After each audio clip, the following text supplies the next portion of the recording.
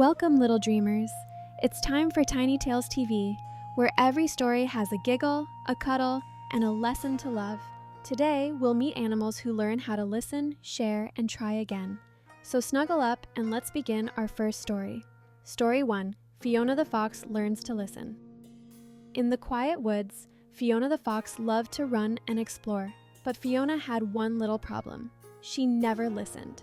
Her friends, Benny the Bunny and Tilly the Turtle, would call out, "Be careful, Fiona," but Fiona would laugh and say, "Oh, I know what I'm doing." One sunny morning, Fiona chased a butterfly through the trees. She didn't see the muddy puddle ahead. Splat! Fiona landed right in it. The mud was thick and sticky. She couldn't get out. "Help! I'm stuck!" she cried. Benny and Tilly heard her from afar and hurried over. "Hold on, Fiona, we're coming!" Together, Benny pulled with all his might and Tilly pushed slowly but surely, until pop! Fiona was free. Fiona was covered in mud but smiling. "Thank you," she said softly. "I should have listened to you." Tilly nodded kindly. "That's how we learn, Fiona." From that day on, Fiona listened first and ran safely ever after. Moral of the story: listening helps us learn and stay safe.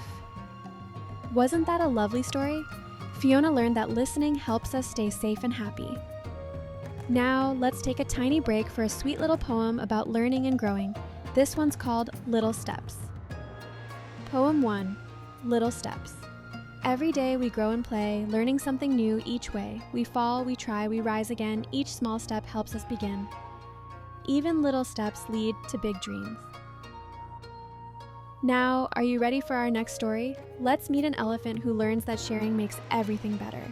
Story 2, Eli the Elephant's Big Splash. Eli the elephant loved his watering hole more than anything.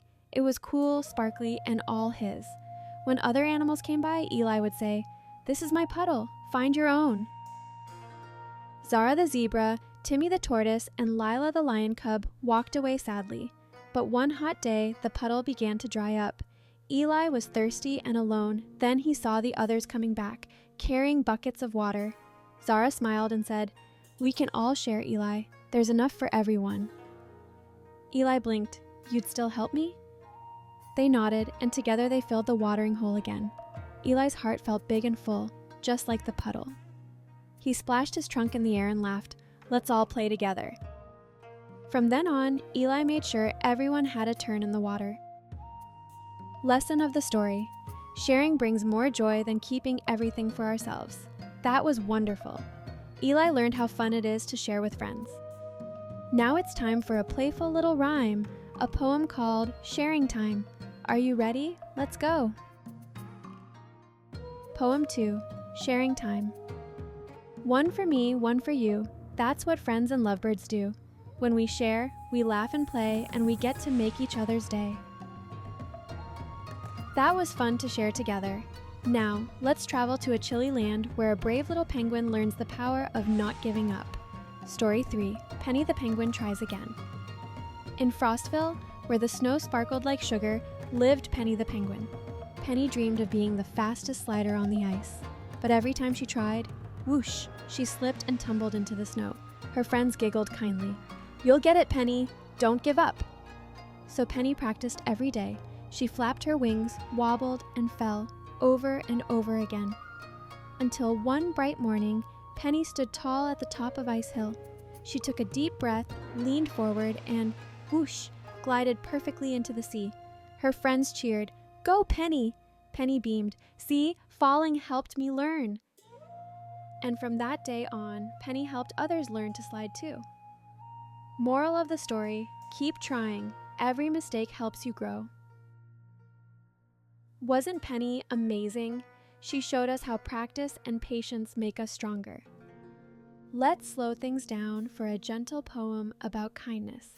It's called Kindness Sprouts. Poem 3, Kindness Sprouts. A smile, a hug, a helping hand can bloom like flowers across the land. Kindness grows in hearts so wide, it's the sunshine we keep inside. Kindness makes every heart shine. Now let's head to the jungle, where a lion learns that saying sorry can make things right. Story 4. Leo the Lion Learns to Say Sorry. Leo the lion was the loudest animal in the jungle. He roared so much that sometimes he scared his friends.